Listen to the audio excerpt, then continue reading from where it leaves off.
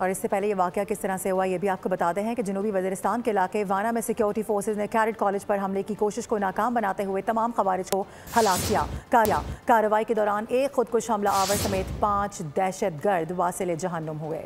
دہشت گردوں نے الصبح کیڈٹ کالج وانا پر حملے کی کوشش کی۔ سیکیورٹی فورسز نے بر وقت کارروائی کرتے ہوئے علاقے کو گھیرے میں لے لیا۔ فورسز کے آپریشن میں خودکش حملہ آور سمیت 4 خوارج کو ہلاک کر دیا گیا۔ سیکیورٹی ذرائع کے مطابق آپریشن کے دوران کیڈٹ کالج کے کسی بھی طالب علم یا استاد کو کوئی نقصان نہیں پہنچا۔ قطر نے جنوبی وزیرستان کے شہر وانا اور اسلام آباد میں دہشت گردانہ حملوں کی سخت الفاظ میں مذمت کی۔ قطری وزارت خارجہ کے مطابق قطر ہر قسم کے تشدد، دہشت گردی اور مجرمانہ کارروائیوں کو مکمل طور پر مسترد کرتا ہے۔ بیان میں متاثرہ خاندانوں، حکومت پاکستان اور عوام سے دلی تعزیت کا اظہار بھی کیا گیا، جبکہ زخمیوں کی جلد صحت یابی کے لیے دعا کی گئی۔